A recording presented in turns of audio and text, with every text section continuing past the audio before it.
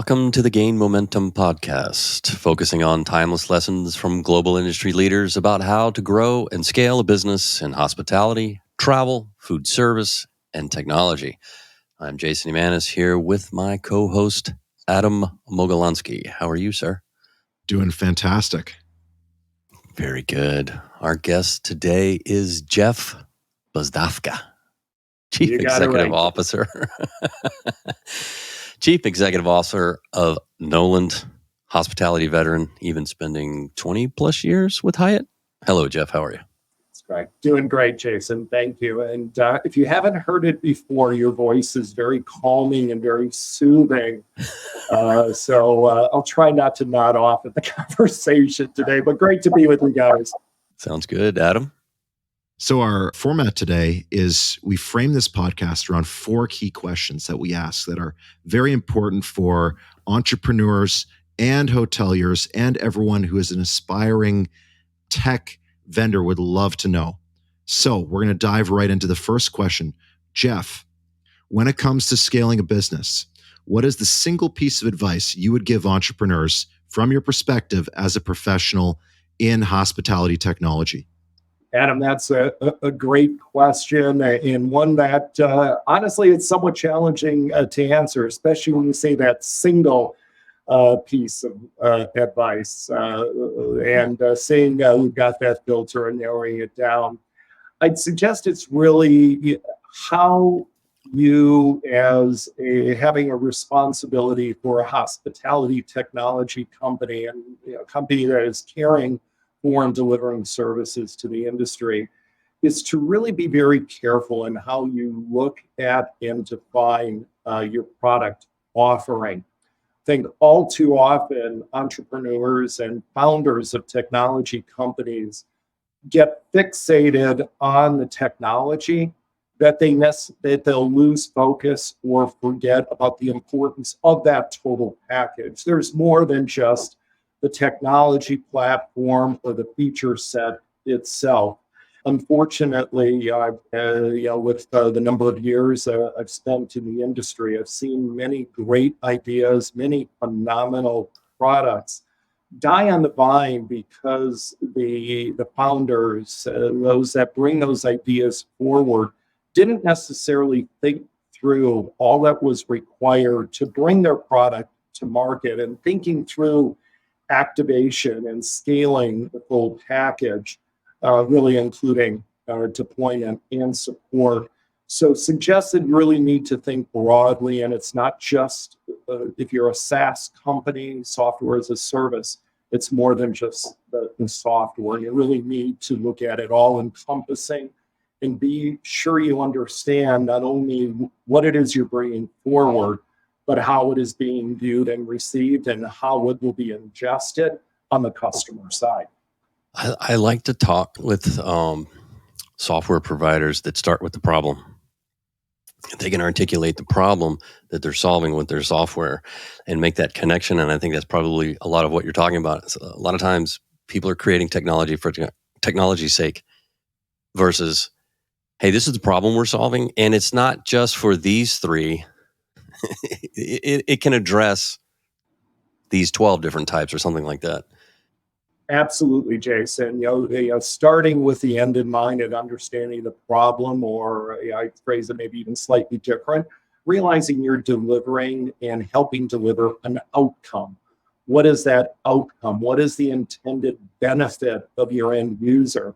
Although I am CEO and have responsibility for a hospitality technology provider, my background, I've had the opportunity to both work as a hospitality technology provider, but also as a hotelier. You had mentioned, 20 years with Hyatt over 2 separate stints, gives me that opportunity to really understand first and foremost the problems that hoteliers are encountering, and how you can bring solutions to remove friction and deliver an outcome, but need to be very outcome focused.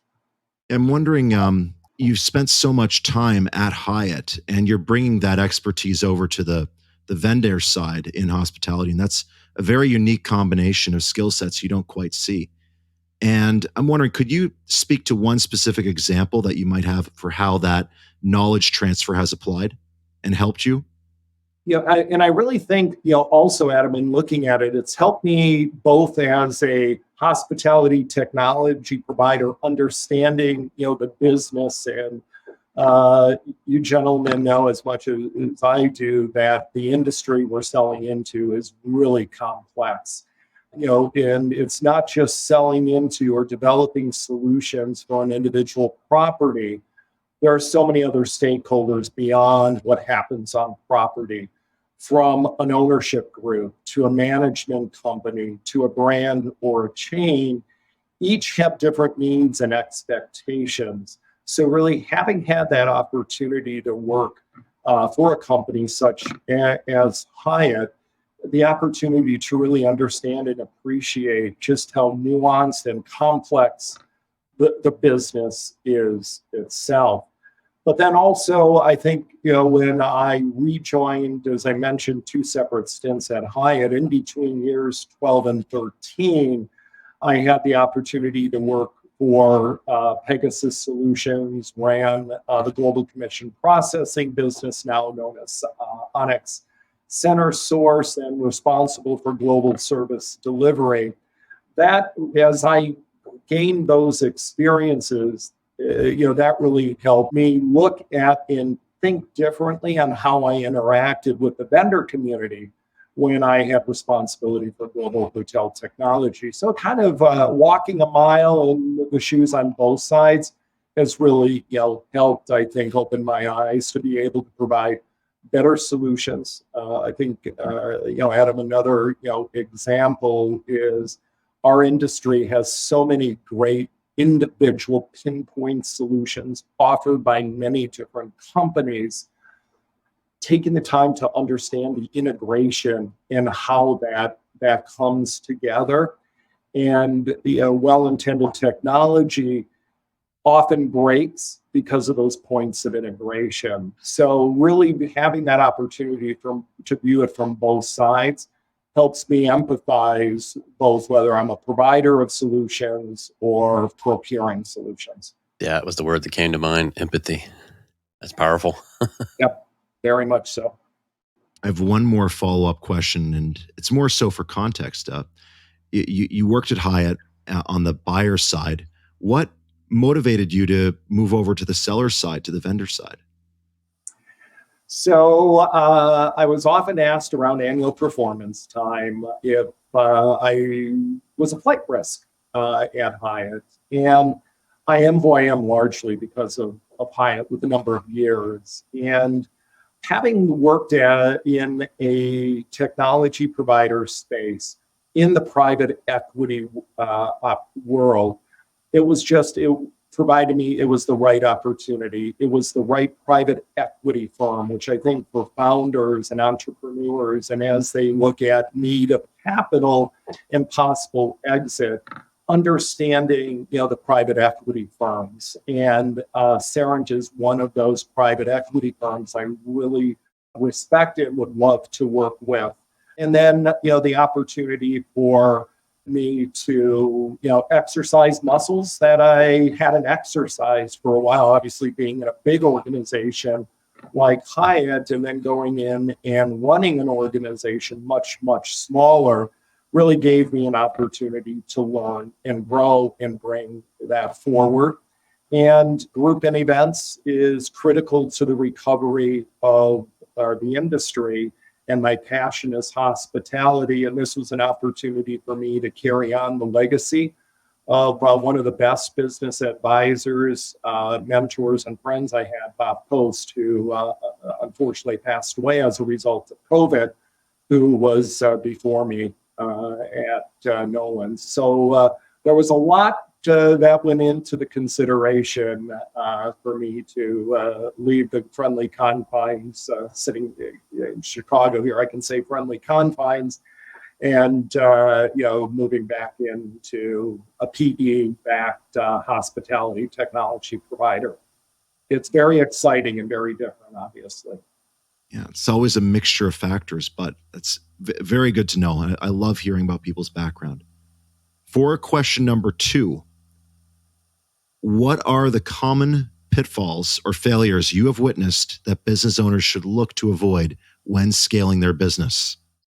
Another great question. I think I touched on a bit of it in the first, but I would start probably with, Jason, I think you said this as well, is not understanding the operational and or technical environment your clients and prospects are operating within.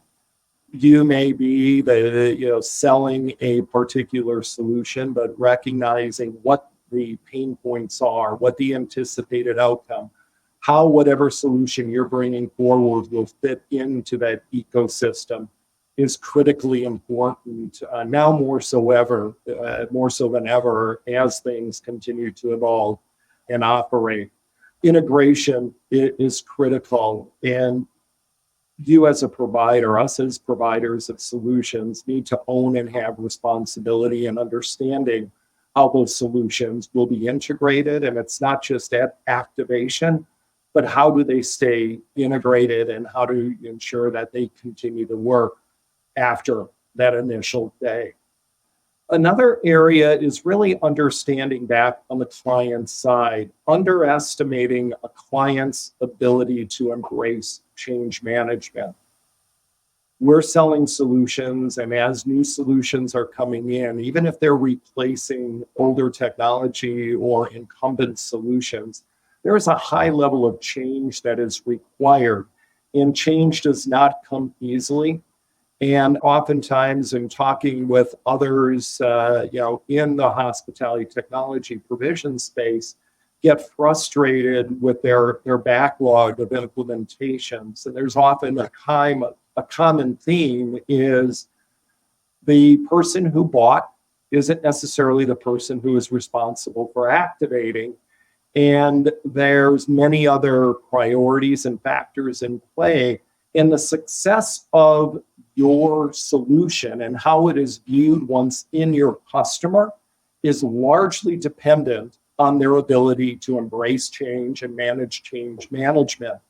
So underestimating that and candidly not taking ownership of that oftentimes ends up in a either frustrated customer or just ultimately something that doesn't work and ultimately doesn't deliver the outcome. So a few different things wrapped in there, but I think it really comes to meeting the customer where they are, understanding and appreciating where they are, empathizing that your solution, while it's going to bring value, is also going to bring change and possibly friction, and helping your customers and clients manage through that, I think, is oftentimes underestimated. How are you managing that change management? Do you rely on customer support? Is it salespeople who stick with after the sale? They're sticking with the account. What's that look like? Jason, it's a little bit of all of that plus a bit more. And I'm going to go back before my days at Knowland, and when one of the business units that Pegasus had was selling central res platforms. And that is huge. That is the behemoth. And what we ended up doing is we took on some of that responsibility, in addition to ensuring that we were not overselling, overpromising what the solution could actually do, and taking the time to understand it was properly configured. We also took on responsibility for change management and project management. And we redrew where that line was of responsibility. We inserted ourselves into the organization. So really it depends on the size and the complexity of the solutions. In the case of Knowland, we have a very consultative onboarding process. Our platform is largely driven based on competitive set information. And we take the time to educate our users that competitive sets change, and your competitive set may be different in a group and event space than it is in transient. So taking the time and investing in proper onboarding in a consultative onboarding process, be it number one. Number two is after you activate the customer, that you follow up with that customer a week after activation, 30 days after activation, 90 days after activation, to see if they have any questions, to see if their business needs changed.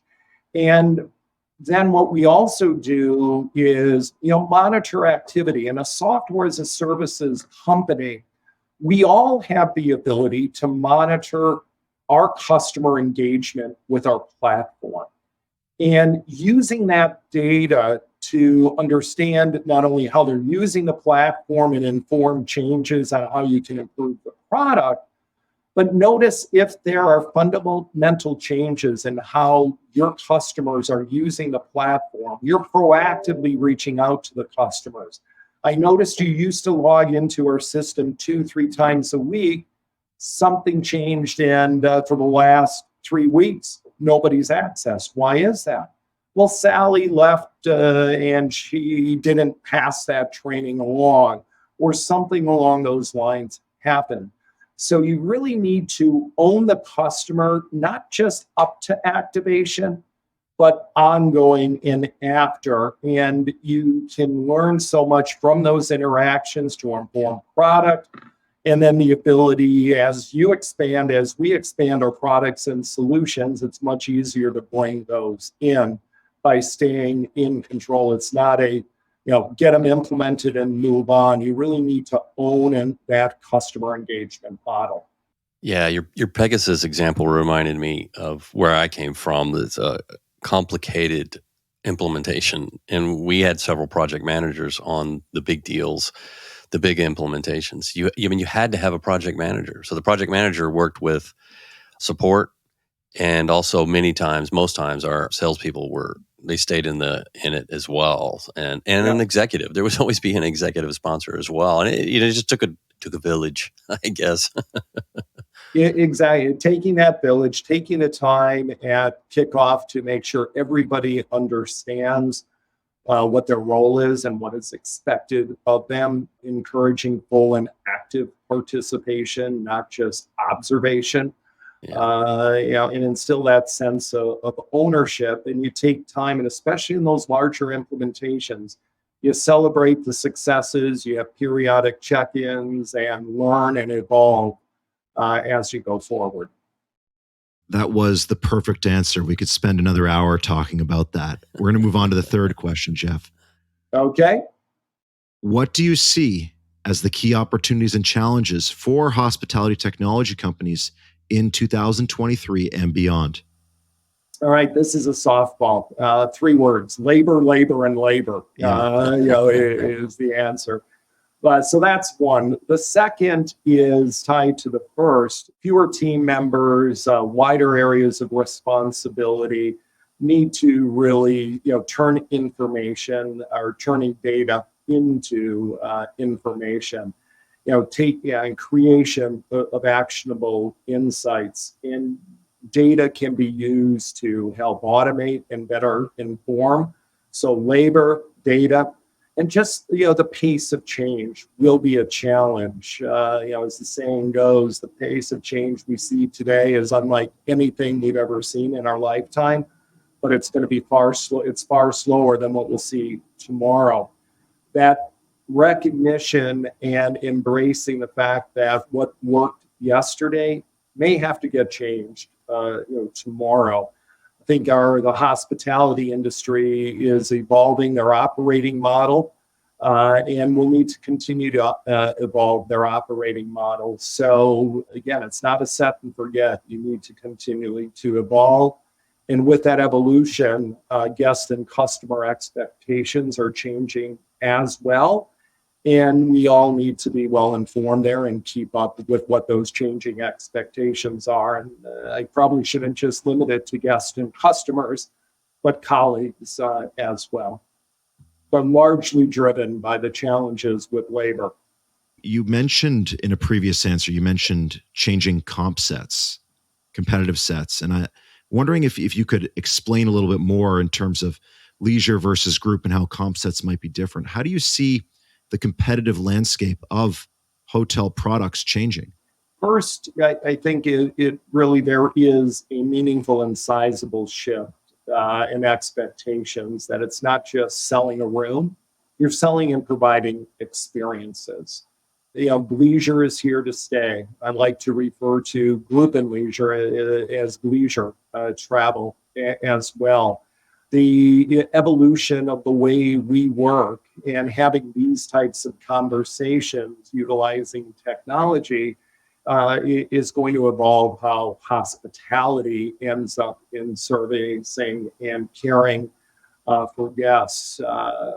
We may be on the verge of the single largest crisis in commercial real estate. But with that opportunity, with that challenge comes, I think, some great opportunity for the hospitality industry. Groups and events are changing, and we're starting to see a new demand sector come from companies that have either gone fully remote or predominantly remote, that there still is a need for collaboration, for culture change, for innovation. And the types of events, they're getting a bit longer. Are the recent data is showing we're seeing a sizable shift of smaller meetings going from 1 to 2 days to 3 to 4 days.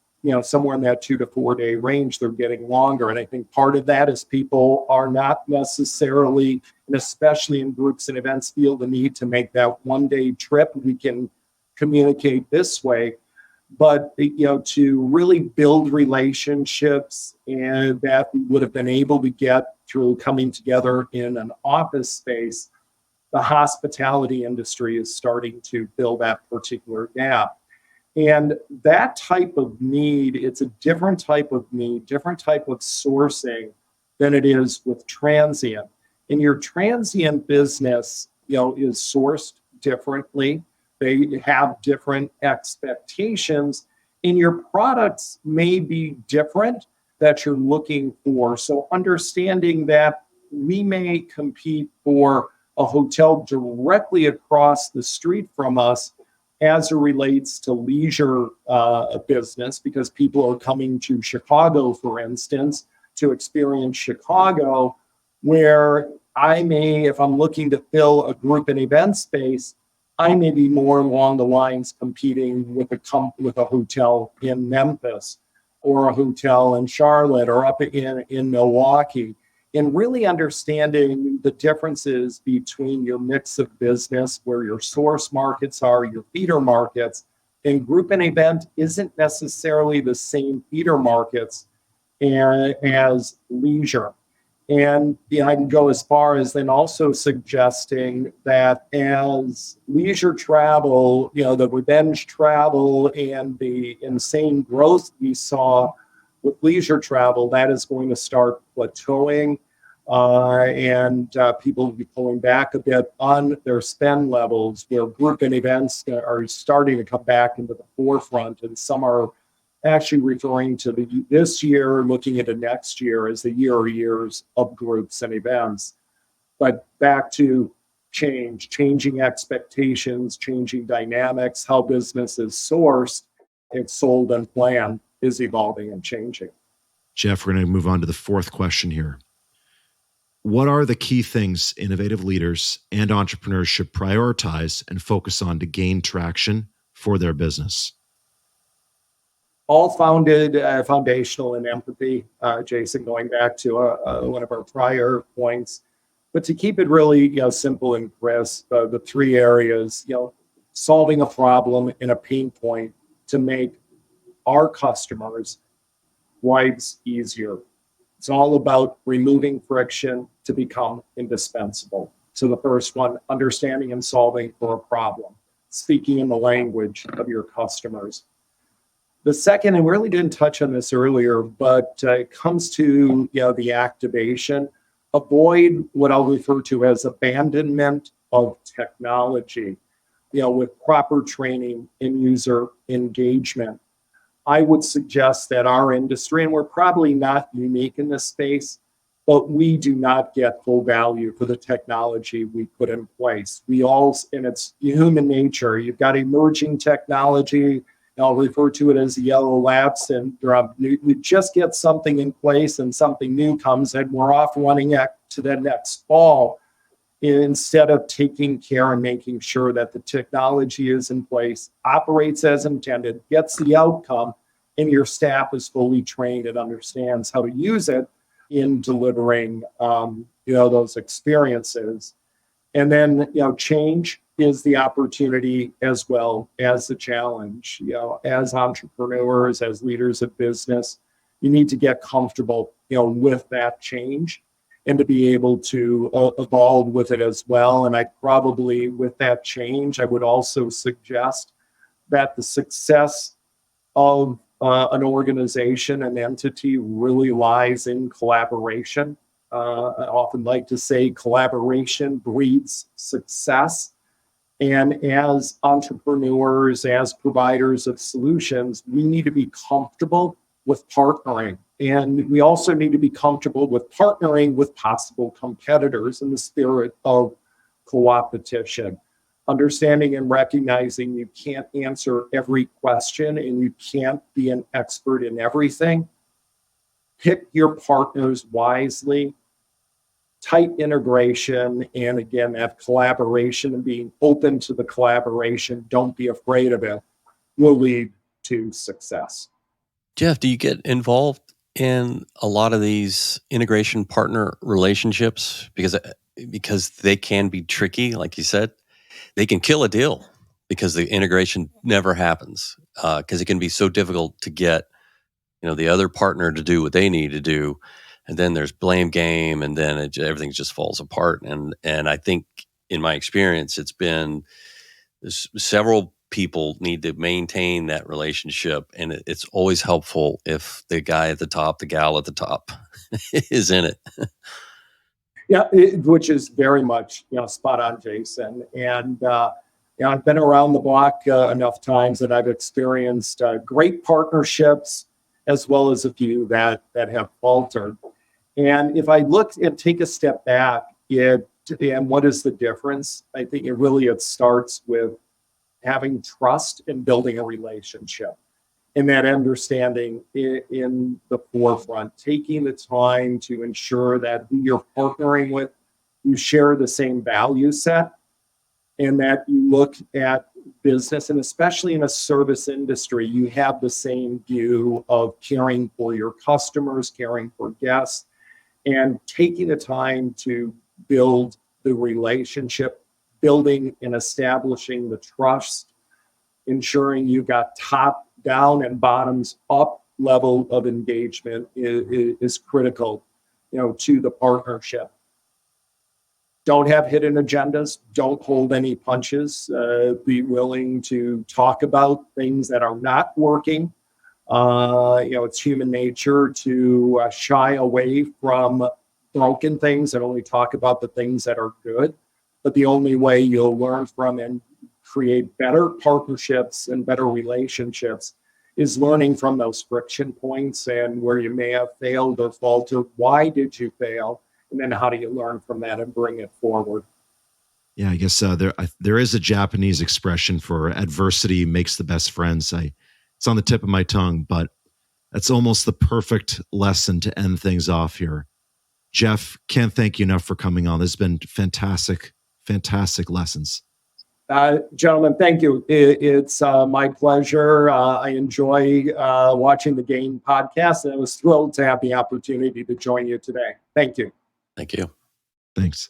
Thanks for listening to the Gain Momentum podcast. To stay up to date, make sure to follow or subscribe wherever you get your podcasts. For more information about Gain Advisors, head to gainadvisors.com.